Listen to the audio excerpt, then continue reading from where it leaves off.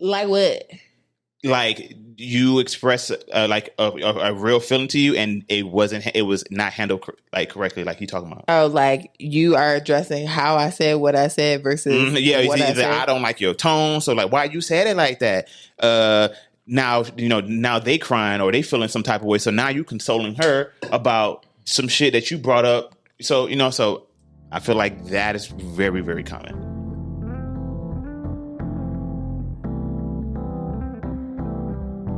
Hey, what's good, everybody? Welcome back to another episode of the Buffet Podcast. And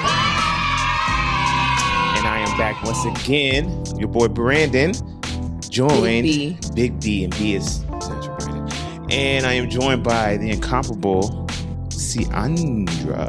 Hey, y'all.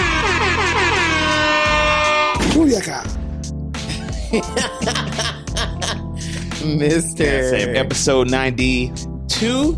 And right now, right here, I need you to go ahead and hit that like and subscribe button. It up. You know what I'm saying? I'm trying to get these numbers run up, and the like and the subscribe would really help the algorithm, push us out. Thank you. Mm-hmm. And let us. And if you want to keep seeing me with a new hairstyle every week, I look back at the videos. I'm like, dang, it's like new hair. Who it is every week? Something. That's different. True. That's true. I'm saying we need to keep this going. The new hairstyles ain't cheap. It ain't free. I'm saying, like and subscribe.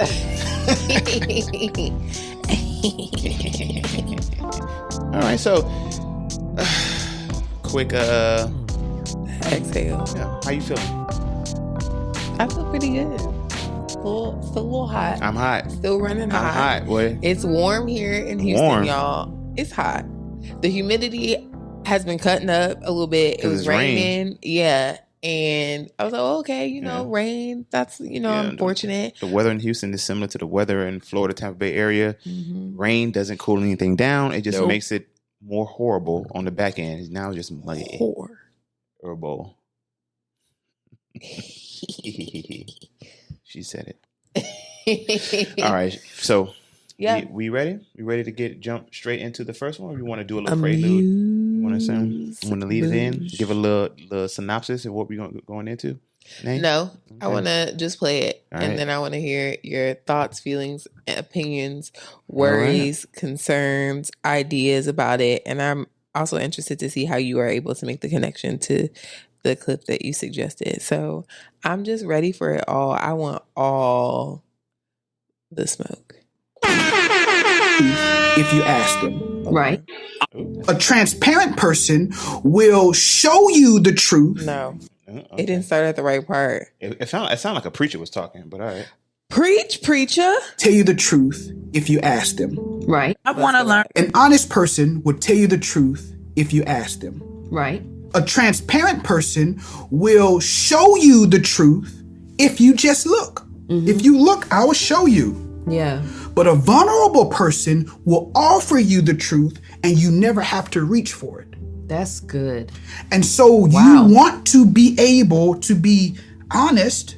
But see, if we're in a marriage and I'm just honest with you, that's not enough. No. Because you have to know what to ask me. Right. And so if I don't feel like I'm getting the answers because I never asked, I don't feel safe. Then I'm technically not wrong here. Right. But like, if you look and you see something is wrong with my limp or my eyes right now, like my eyes. So my eye is low, so you can see. And if you're looking, then I'll tell you, like, this is going on with my eye, right? You're looking, you can see, so I'm showing you. Yeah.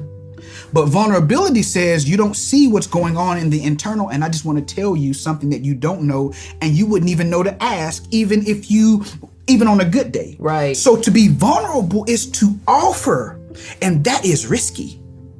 It's so risky because you don't know what's going to come of that. Absolutely. As the person who's being vulnerable, you don't know what comes of it. Is that person going to shame you, ridicule you? Is it going to come back in another conversation? An honest person would. Oh, brother! You were just missing with these sounds. What stop? What are you trying to do? Horn. There we go. Wasn't he spitting hot fire flames? Yeah, I mean, yeah, he was spitting some facts. I've never heard, I haven't heard of. Apparently now there's different tiers of honesty. No, there are different words. Honest, transparent, and vulnerable are all 3 different words, and I think that we use them interchangeably. But I like what I appreciate about the video is the breakdown and the difference between all 3, and I agree with it. So maybe I say I wasn't aware that. I guess for me, honesty kind of encompass all of those things. I never really thought about those 3 things. I know what the meaning of each of those 3 words means on their own, but I haven't thought about it in a sense of a deeper level of honesty. Like if someone's transparent, they're honest. If someone is honest, they're honest. And what was the second one? The last one was vulnerable. Yeah, and someone is vulnerable. I mean, there is honesty in that. So I mean, I thought that okay. So it's just a different way of looking at it. Dang, it didn't slap for you as hard as it slapped for me. I see. No, I mean it slapped for me, but I feel like it slapped you. Like I think it slapped for me because I think often, to your point of it being different tiers and different bars, often we're just looking for honesty. And honesty is a good baseline. Like, I want you to tell me the truth. I appreciate that you tell me the truth. But that distinction of like, I have to ask for you to tell me the truth when you're just being honest is a burden that's now on me. Like, now I have increased responsibility to you to get the truth into the open. Do you get what I'm saying? And where transparency is just like, okay, I can be pretty transparent. I don't have a poker face. Like, you can look at me, and if you know me, you can tell by my face something is going on. This is for people who don't even know me well. So, like, being a transparent person might be something that you inherently do and doesn't have anything to do with effort that you're putting forth in order to make this work. And vulnerability being the top tier, because that is where you're offering something up. Like, you are committed to showing up in this way, as opposed to just like, yeah, I'm honest, I don't lie to my girl, so if I don't ask you if you cheated, you ain't finna say nothing. Like, that's what the distinction is for me. And I think that they all have their place, and they all, will increase over time. Like, maybe you become, well, honest is the baseline. You got to be honest. I can't deal with no liar. But maybe you become more transparent and more vulnerable over time. But I think that vulnerability is what we're aiming for. We want the person that we're with to offer something up to us without us having to ask. We appreciate honesty. I love honesty as a baseline. As a person who sometimes doesn't always even know what's going on with them, or like maybe is transparent and is communicating something outwardly but hasn't really processed, I appreciate being asked and given the opportunity to be honest, because it might take me longer to get to vulnerability because I got to figure it out before I can even share it with somebody else. But vulnerability is the bar. That's what we're trying to do. No, it's not. I mean, I hear what you're saying, but it's like, I don't know if you. I think we're talking about high level astrophysics when it comes to relationships. Right now, we're just trying to get honesty out of people, and you talking about I need 2 tiers above that. Like, people, But I hear what you're saying. Like, vulnerability is the top tier, the ideal of honesty. I would say. If you would ask me, I would think transparency would be the bar. If I could pick, I wouldn't say honesty would be like the bar. I would say transparency would be the bar. Like, I'm not hiding from you. You see what it is. Like, boom, boom, boom. If you got any other questions, you can ask. I'll give it to you. But like, I'm not hiding. If you can see it, you see it, because I'm not hiding from nobody, from nothing. The vulnerability part, I think, is something that has to be earned. I said it increases in levels. And when you say earn, what do you mean? Like, that's not, I guess, vulnerability in certain sense, like complete and total vulnerability. When I think that may just be my own internal issues with vulnerability speaking. But when I think vulnerability, is like, this is not something that I would be giving to somebody that, like, I haven't put time in, someone who I haven't grown to understand that is willing to take my vulnerability in the spirit that is given and handle it the right way. Mm-hmm. Like, that's not day one stuff. That's may not even be year one type stuff. Like, there's levels of vulnerability that leads up to it. So for when you say vulnerability is the bar, it implies that, like, if you're not ready to just wear your whole soul off jump, then I don't want you. I'm like, no, that vulnerability is, you earn that. That's special. That's not everybody. Like, that's something, I guess, if we were to use like, my girlfriend ain't getting that. My wife will probably get that. If I can use a comparison. Okay, but the thing about vulnerability is, just to your point, that it's something that you have to give. So you have to know how to offer it up anyway. That's very true. You need the opportunity to be able to practice being vulnerable. Mm-hmm. And the only way that you get practice is if you do it. By doing it. You're right.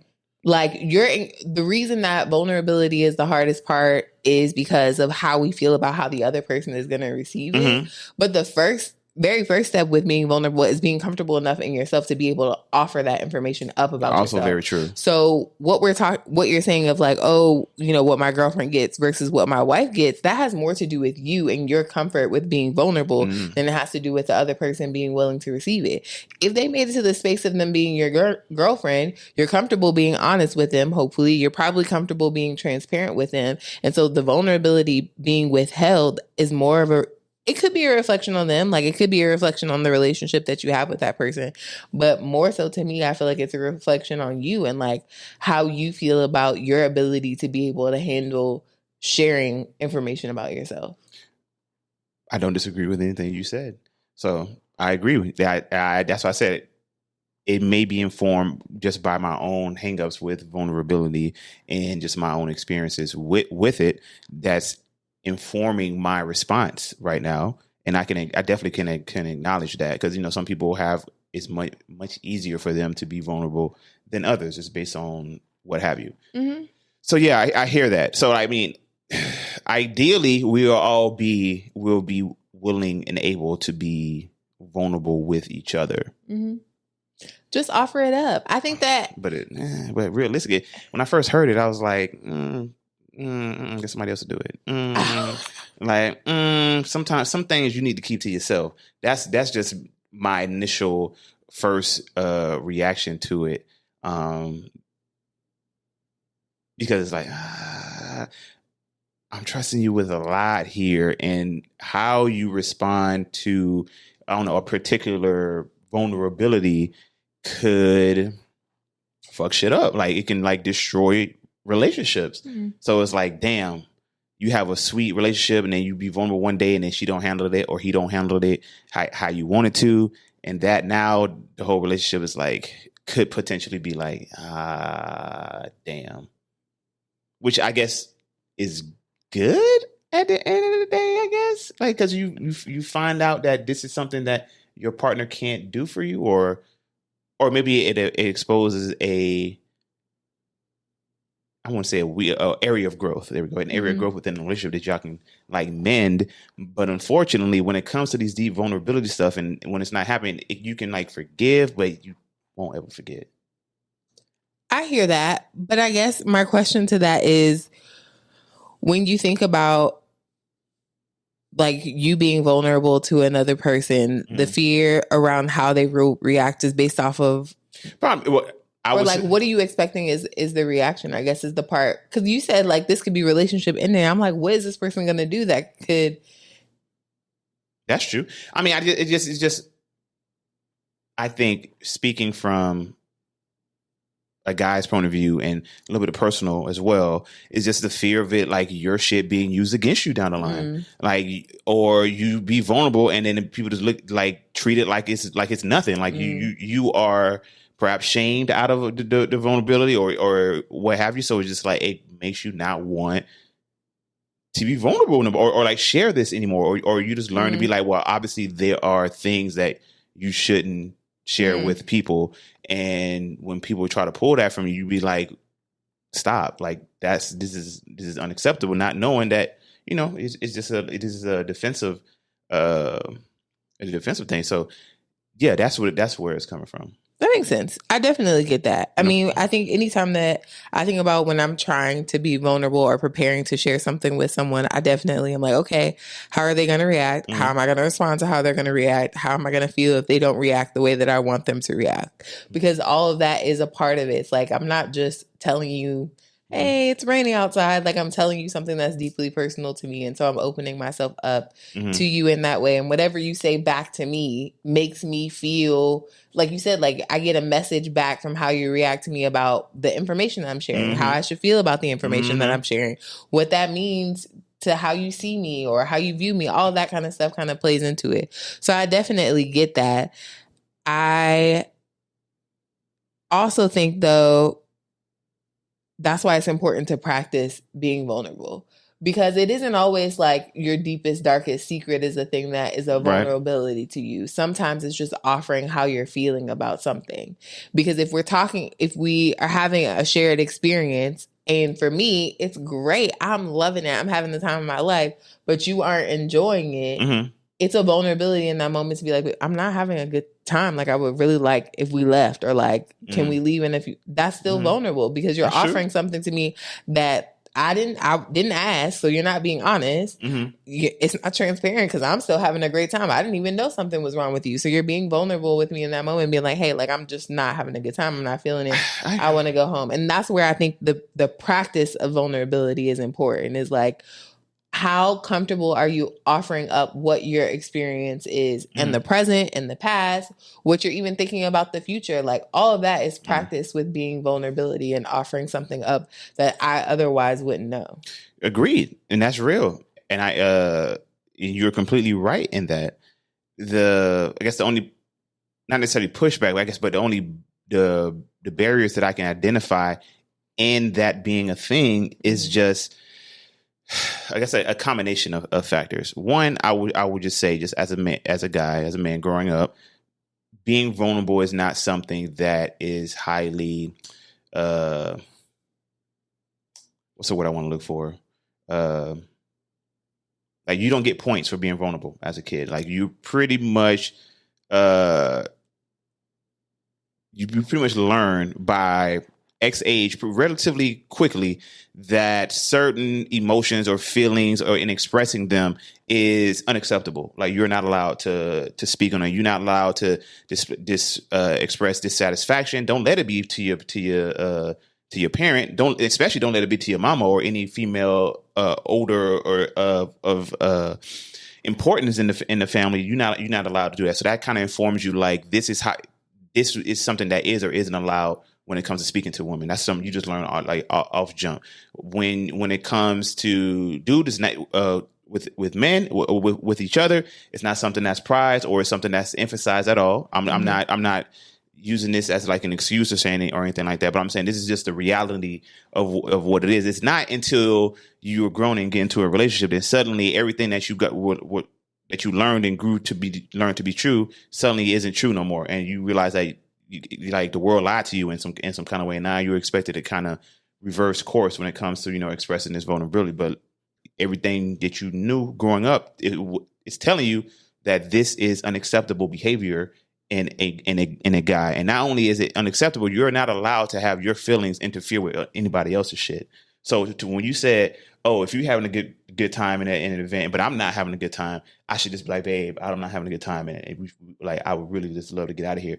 That's not how that's supposed to go when it comes to guys. We not allowed to allow our shit to carry on to you and fuck up the vibe. If you can't, you're supposed to eat that, get through the situation, and keep it pushing. Like, saying that to you or to anyone is not, it doesn't feel good. It's not something that I will ever picture myself wanting to do or feel comfortable doing, and being like, yeah, I see you having a great time and I love that you're having a good time, because I'm not having a good time. I don't want you to have a good time, so let's go. That's how I interpret that type of shit. And I'm pretty sure I'm not alone in thinking that. I'm not saying it's right or wrong, but I'm just saying that's what it is. And hearing you say, like, you would prefer that helps a lot when it comes to like, in if this happens in the future, I'll feel like, okay, she's told me, that she would rather me be vulnerable in that manner if I'm feeling uncomfortable in a situation, or if I feel like I don't want to be here, and even if I see that you are enjoying yourself and get out here. But a deep part of it is like, well, if you resent me if this happens, and it's just like, damn, I was having a good time, like I really wanted to stay, or what have you, why couldn't you just kind of like chill, or just go for, like, I don't know, go for a walk or whatever. I'm just throwing something out there. And so that keeps me from wanting to say, I'm not saying that's ever happened. It's never happened for me. But I can see in that scenario, I wouldn't tell you that, like, I'm uncomfortable right here, let's go, unless we were in danger. Mm-hmm. Am I making sense? Yeah, you're making sense. So then I wonder what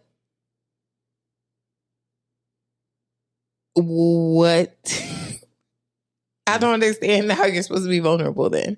Are you saying you just expected that you were never going to be vulnerable?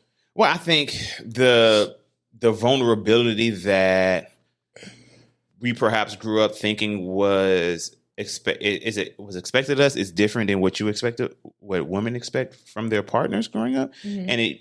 And till you're in it, you don't really, understand it. I think, unfortunately, I think the rules and regulations that you grow up in aren't the same rules and regulations that exist when you are grown in a relationship. But like, you spend your first 18, 20 years under the childhood laws. Mm-hmm.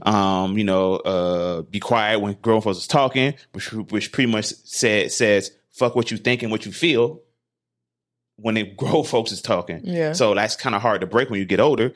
So to answer your question, therapy and bumping your head against reality in life. When you have enough relationships, or you get in a healthy relationship where that is emphasized, and you see that, like, you're not getting popped, or your thoughts and feelings are being validated, it helps bring that out more.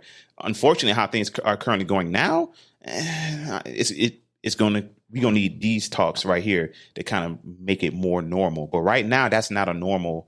Not normal. It is not a common thing, I guess, for most. For guys. Do you see the value and benefit of being vulnerable? Absolutely. I absolutely see the value and benefit of it. I'm just acknowledging that it's a tough journey to get there. It will be a tough journey to get there for a lot of guys, because while it's valuable, it's like saying, walk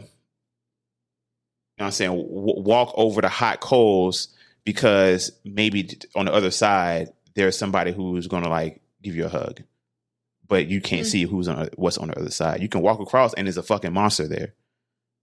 Or you can walk across and there's somebody there to give you a hug, because like not everyone is going to handle your vulnerability well, and to ask someone to kind of go on a limb and hope and pray that it's handled correctly, it's tough when you're asking you to put you on the line. What I would say to that is, if we're talking about being vulnerable with your partner, you do know who's on the other side of the cold. You know whether it's a friendly face or whether or not it's a monster. Mm-hmm. And the way that you know that is because you've been honest with your partner. You've been transparent with your partner. You've experienced tough things with them where you didn't have to be vulnerable because y'all were going through that shit together. So it's like they saw you in a variety of states. So that would be my first point there. But the other thing that I would say is like, and I had to learn this as well, is like, it's not you that's on the line. It's your emotions, it's your feelings that's on the line. But you as a person, who you are, is not on the line. If you're vulnerable with someone and they don't accept your vulnerability, they don't treat you the way that you want to be treated, you can remove that person's access to you. But who you are and like whatever you shared with them is not changed. Like what you shared with them was your truth. And like if it's still true for you, then it's still true for you. And if the relationship that you have with that person is now compromised because they didn't handle your vulnerability correctly, they didn't respond to you emotionally correctly, then you can remove the access that person then has to you and has to your vulnerabilities, but it doesn't change like who you are. You know what I'm saying? Yeah, I definitely hear and understand where you're coming from. and that's a perfect response to my joint. I'm playing devil's advocate here, but like that's a very, very good. I'm like, damn, am I the therapist or you the therapist? But yeah, perfect response. I think, when I was in therapy, like I think it was like last year or so, my therapist had me come up with like, okay, what does vulnerability look like to you? What does it feel like for you? I asked that question too. And I described to her that it's like a parked car, a nice luxury vehicle, myself, is parked in a parking lot with all the windows down. And I'm like, all the windows are down. You could come into this car if you want to. You could hotwire that hoe and drive it away. Like, that's the thing. And she's like, okay. Not anyone can come inside of you.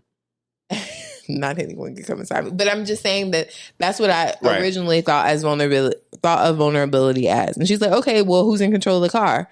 And I'm like, well, if the car is me, then I'm in control of the car. And she's like, okay, if it's a window, doesn't it have a lever? Like, don't you get to decide how open the window is versus how closed the window is? Don't you get to decide if the doors are locked or unlocked and like how much access someone has? I'm like, yeah. And she's like, that's what vulnerability is. Like, it's not all or nothing. It is very much like you get to control how much access a person has to you. And the way that you do that, especially in this car analogy, is like, okay, I'm going to crack the window a little bit. I'm going to share this little piece of my past or my present or what I'm thinking about for the future and confide in you this thing that makes me feel a little bit uncertain. This is how you react to it?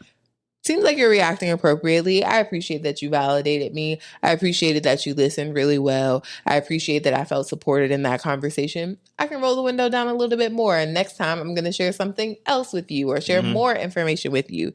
And that's sort of like, I guess, like measured approach to how you share whatever it is that's going on with you and are vulnerable and offering that information up helps to get to the point where you reach total vulnerability. I agree with you. I don't think that you just walk in and be like, hey, this is it. Say, everything all at once. Say, whoa, let me tell you what happened when I was 3. No, whoa.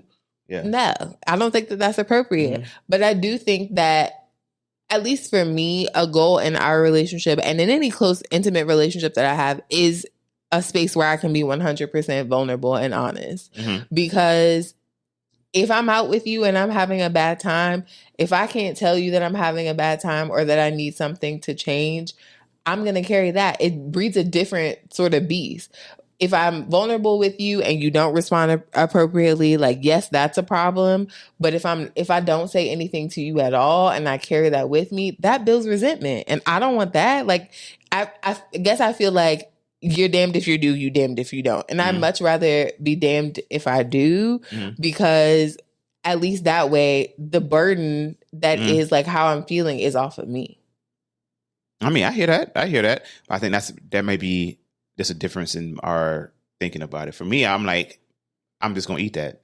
And while it may be frustrating in a sense that maybe you don't know that I'm suffering or something in this moment, that is a choice that I made in order to, in my mind, to protect you and allow you to continue to have a good time. So I'm just going to eat that. Now, I'm not saying that it won't build like any resentment or frustration on the back end. I'm just explaining how I would view it and how I would think I'm doing the right thing and I'm doing right. And then if I feel myself getting angry at you, I would have to look back on it and be like, yo, this is a choice that I made.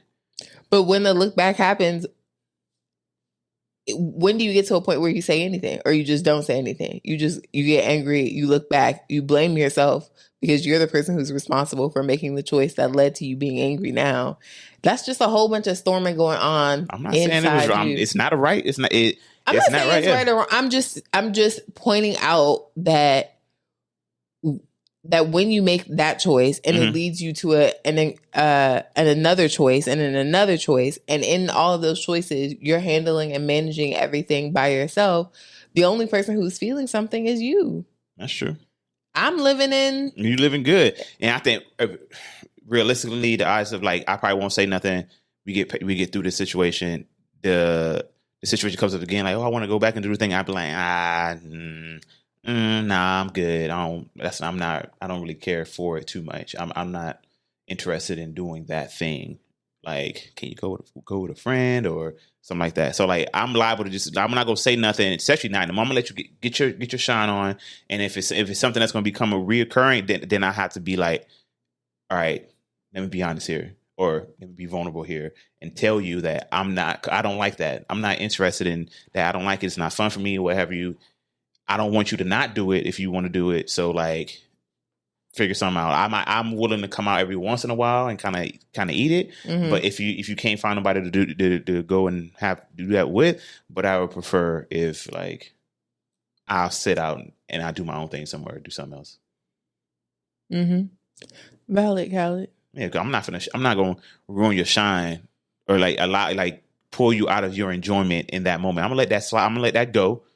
I'm gonna let you continue to have your good moment. Then after we pass and nowhere, then I'll bring it up. That's the medium that I've been able to reach. If that were ever to happen. But babe, if you are being transparent in the space, and I know that you're not having a good time, because I feel like I can read you pretty well. You don't think that's going to impact my time? That's if you're not having a good time, how can I have fun? That's true. Look at my babies. That's true. If I'm not having a good, but then that's a whole different argument right there. Mm-hmm. If I have a really good poker face, which when it comes to like, I can look like I'm having a good time when I'm not. I don't think I have that ability. Mm-hmm. So that would cause the question like, how come you ain't noticed that? But I agree with you. And I'm thinking every time where we did something where I wasn't having a good time, ergo every concert we went to where we had to stand up for 3-4 hours, I was pissed, but you were pissed right there next to me. No, like, so, baby, we bought these tickets, we gotta ride it out. We gotta ride it out. We're gonna be mad together. Yeah, right. We just gonna watch this and we just gonna be complaining until we get through it. So in that sense, I think that works well. I don't think there hasn't been, or I can't think of any situation where it would be something that well, no, I could think of a situation where you would heavily enjoy, and I'd be like, was it like drag shows or something like that? That's not something I would go on, but I know you fuck with it. And when I go, it's like, okay, there's some entertainment, but overall, I'm like, okay, I'm just cooling. I'm not turning up like you turn it up, but I'm not gonna tell you like, yeah, this is different. Such a good time. You see, how'd you feel? Like, nah, I'm not comfortable. Let's go. No, I mean, but you aren't uncomfortable. Yeah, thank God. But I could be. You could be. If you were, I wouldn't take you. Yeah, I'm very secure in my masculinity. But it's also some shit I just won't do. Because yeah. It's different. Now, I am also aware that there's guys out here who don't have that experience, who've been able to either overcome, even though they may have come from the same circumstances and they had the same experiences, they didn't allow that to stop them or keep them from being vulnerable with their spouses and things of that nature. Prior to them, those aren't the norm. Mm-hmm. And that's worse for men and women. Are they or aren't they? Now listen to the second clip. Little segue. Mm-hmm. Burn, burn, burn, burn, burn, mm-hmm. burn, burn. As soon as I heard it, I was like, oh, I see how that's going to go into it. A pretty emotionally intelligent dude. I'll run that back. I've noticed. An honest person. I'm a pretty emotionally intelligent dude. I've noticed that there's only room for my emotions when they're convenient for the woman that's asking me to be emotionally intelligent. That any emotional labor I do that's not for her convenience or not that something she specifically asked for, that either goes unnoticed, or when I'm saying something that's not favorable, the shit gets used against me and it becomes about how she feels about what I said and not about the shit that I said. Ladies, he making something too much sense. Somebody cry. Somebody cry.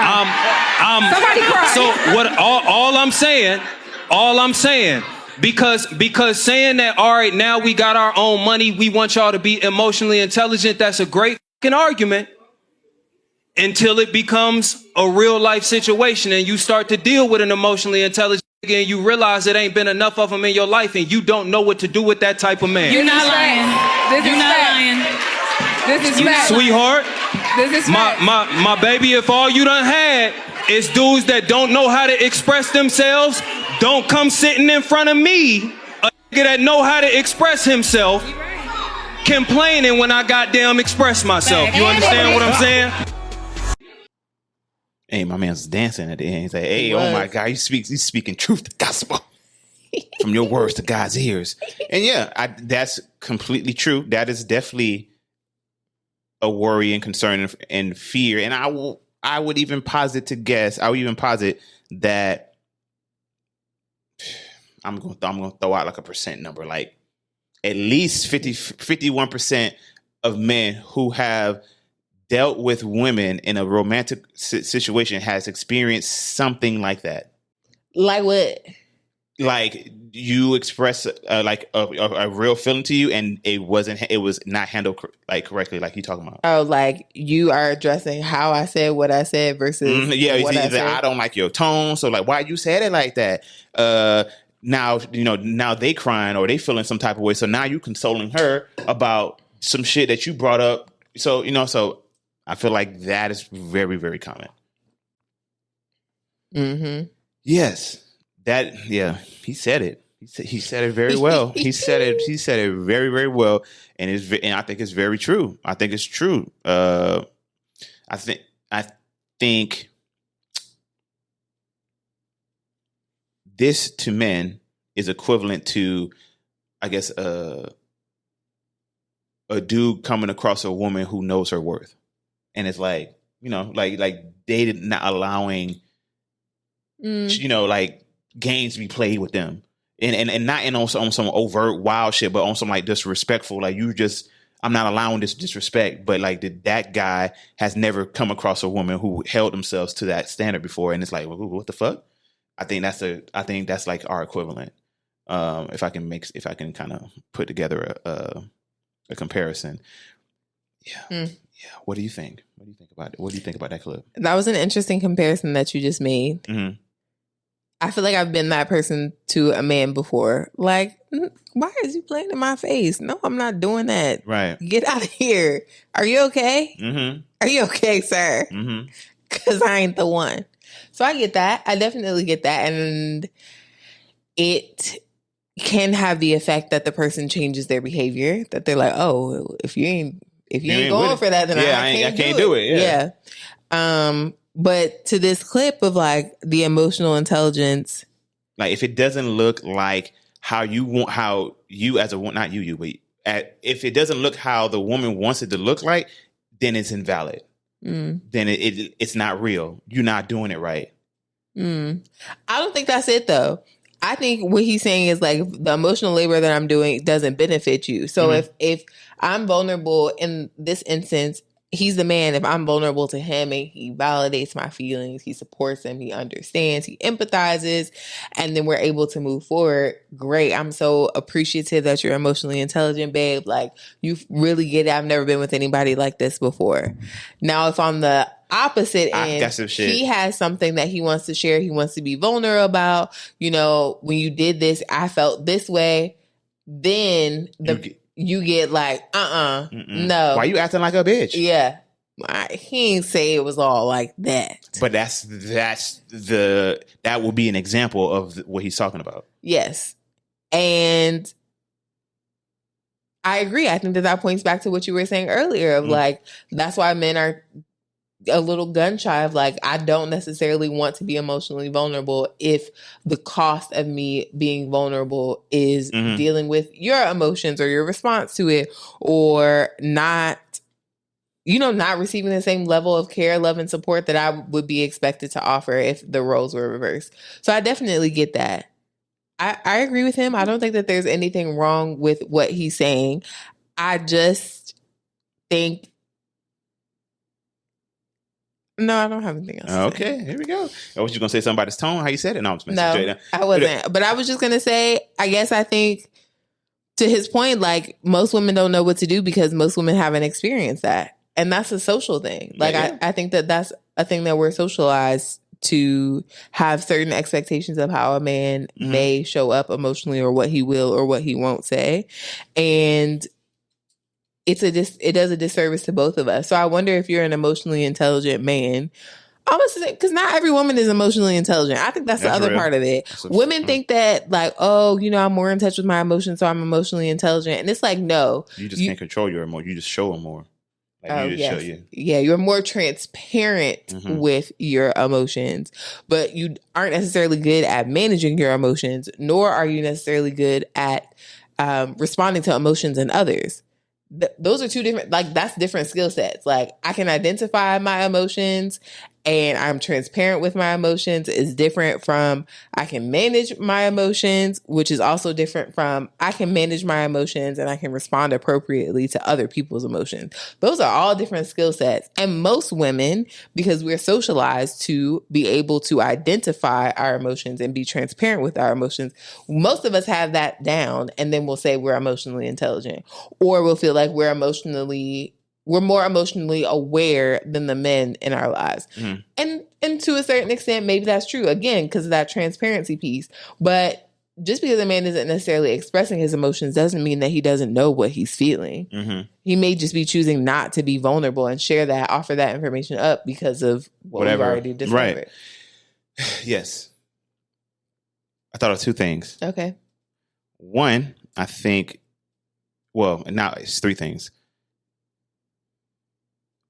Not having the knowledge of, or not seeing that in your life is no longer an adequate excuse for why you're not handling this shit correctly now as a grown person. Okay. Just like for men, like the barriers I've said that will keep a guy from being vulnerable with their partner, with their woman, are all true, but that is not an excuse for why you're not vulnerable with, your partner, with your woman. Agreed. So the same must also be true for men. Like, just because like you didn't have men and your dad wasn't there or what have you when you grew up, it's no longer a reason why you are incapable or unwilling or what have you to like be open and accept the vulnerability that you are demanding it or accepted from you.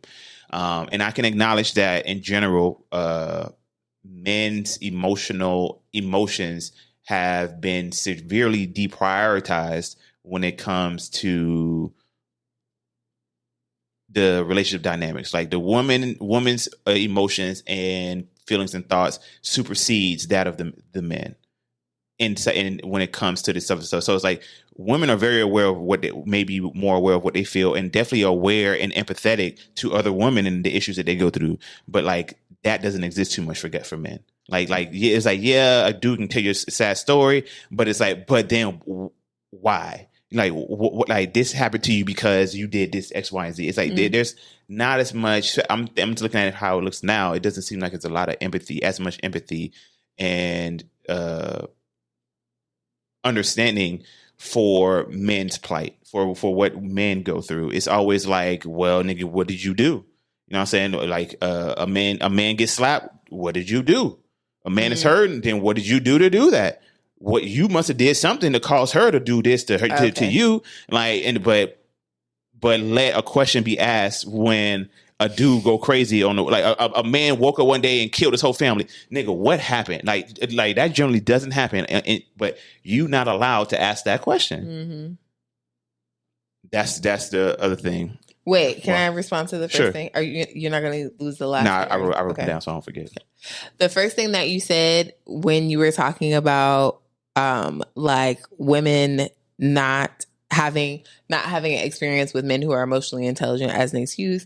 The thing that I was going to say is like women do have experience being emotionally responsive to other women. So if you could just think of your partner the same way that you would treat like your friend, your female friend, I think that we could be okay. But then you came behind and you were like, you said something about women responding to other women and how that is not the same. No, we men don't get the same. We don't get the same energy from women and understand that other women get. Just like, unfortunately, I don't think. I wouldn't say. Yeah, I would say that like men don't get the same understanding and like the caring and like the let's let like I'm sorry this happened to you type shit that like women get. I'm sure there's like I understand your experience, so I kind of get how you experience this shit because we're women and women type shit. But the difference is significant from what I see. It's almost like cold blood. Like niggas aren't allowed to like. you can go on TikTok or whatever, and there's a joke list going around about things that straight men aren't allowed to do. Yeah, that's a little wild. It's funny though. But I was gonna say, do you think that approach, if like, okay, as a woman, your man is emotionally intelligent and is vulnerable with you, treat him the same way that you would treat your friend. Do you think that approach would work? I think it would work way better than what they aren't doing now. Okay. Unfortunately, it's kind of hard to because if you treat them like you would treat your female friend, then you look at them like your female friend. So the first thing that pops up to my mind is Love Is Blind with Marshall. With like how old girl like did him was like, you too soft, you not aggressive enough, you not and this man was just like, yo, I'm telling you, I'm being vulnerable with you. You're my wife. Like, I'm being vulnerable with you. And while she can acknowledge that that's great and good, it turned her off. It killed it for her. And that is something that we also got to contend with. Like, women are demanding this thing or saying that this is what they want, and then when you get it, you're like, that's kind of it's giving girlfriend. Like, I'm not fucking my girlfriend. I'm not fucking my girlfriend. I'm not looking for a girlfriend. I'm looking for a man, and a man has to. I was also thinking, as you said that though, that women don't handle conflict with other women very well. So it wouldn't work if you're bringing, specifically in the situation where you're bringing an emotion that has to do with a behavior of mine, or like I did something to make you feel a certain type of way. Women don't often handle conflict with other women very well. So taking the lens of like, if this is my friend, how would I respond? Isn't necessarily the best. It might be like, I might, depending on the friend group, it might be like the friendship is over. Yeah. We reckon. Yeah. Yeah.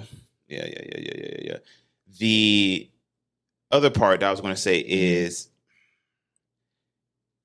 based off everything that I just said about like the disproportionate care shown for men's vulnerability versus a woman's vulnerability, we see it. We know it to be true, and we know that like the marshals that exist get clowned. You know what I mean? So when it comes to being vulnerable, there's an extra level of there's an extra cognitive load on a guy to package it right. So like, even if it's a guy who's like, okay, I acknowledge this is how I feel. This is, and I want to say this to my girl. Okay, now I got to think about like how am I going to say this where she's not going to be offended by what I'm saying. Like, I got to make sure the tone is right so she can't use that to be like, oh, I don't like your tone. And if she's the issue that I'm going to bring up, I got to say it in a way that is not going to hurt her feelings. So I'm not here patting her back while she's crying about the problem that I'm trying to bring up. So I got to do all of that. So you got to think about all of these things, and then you got to wait for the right time, because depending on what it is, you can't just come out and just drop it when you're ready for it. You gotta pick. You gotta make sure that like I didn't catch you on a high right now, like a high, like something great that's happened to you. So I don't want to blow your high. I can't catch you when you're already sad about something, because I'm just gonna just make it worse. You know what I'm saying? If you moody or anything, I gotta hit it. I gotta hit the pocket just right, that you don't react to it in a negative way, and you potentially take it in the spirit that I'm trying to give it. And once you got that down, it's still 50-50. That is what I think a guy has to contend with when it comes to being vulnerable about certain topics.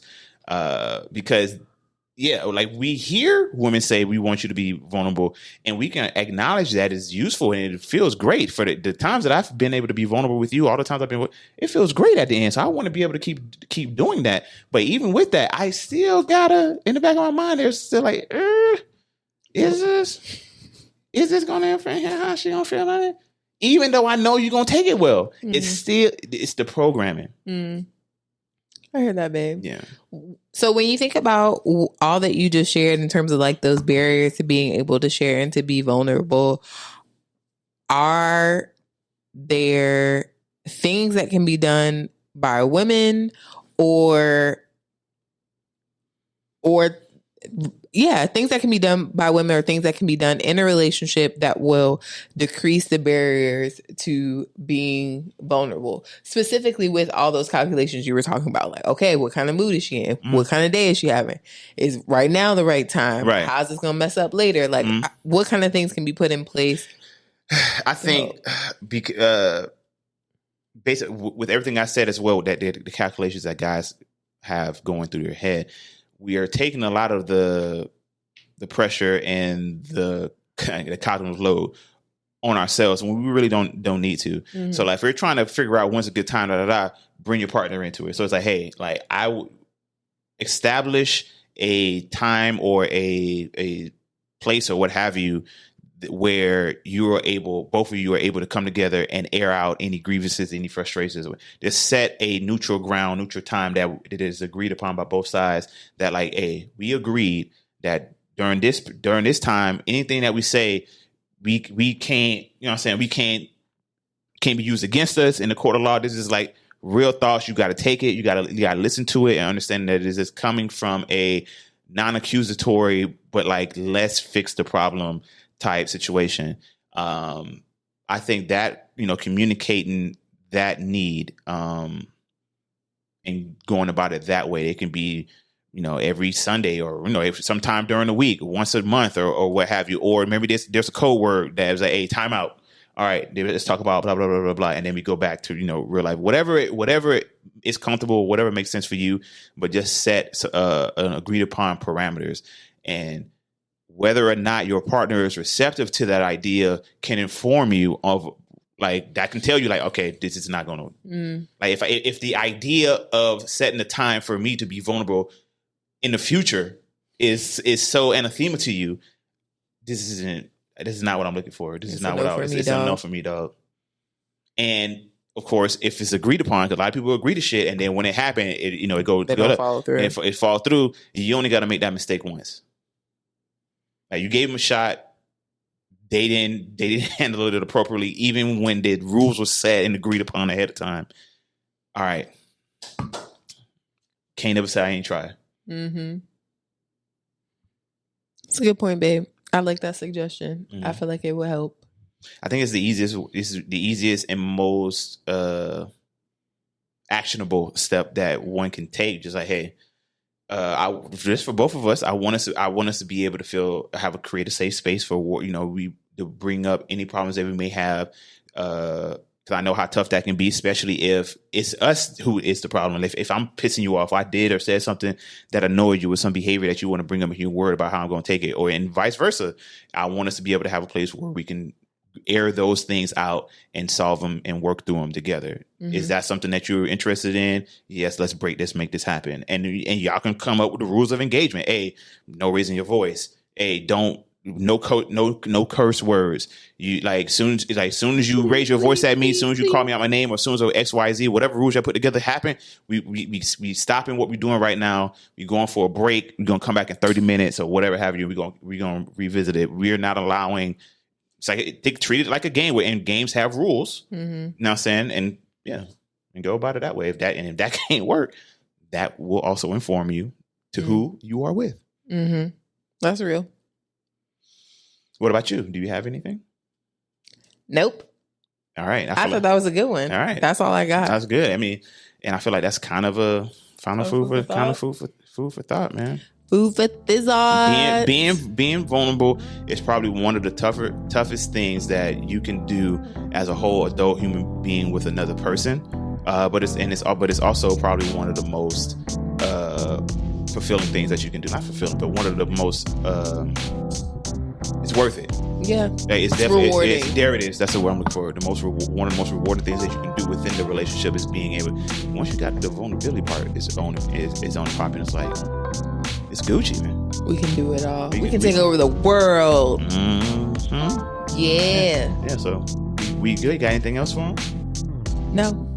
All right, y'all. We appreciate y'all tuning in to another episode of the Buffet Podcast, episode 92. Already, like you said, go like and subscribe. Like you trying us right now. Like by you know what I'm saying, it's been almost an hour. We asked you ahead of time that do it, and you ain't do it. you know what? You the type of people we talk about. Why are you still watching us? You're not trying to be in this relationship with us. You know what I'm saying? This is like this time and during this time, the rules is you like our videos. If you can't do that, then what kind of viewer are you? Right, because we go together. Right? Real bad. All right, y'all. Thank you for tuning in. We'll see y'all next week. And y'all have a good one. Peace.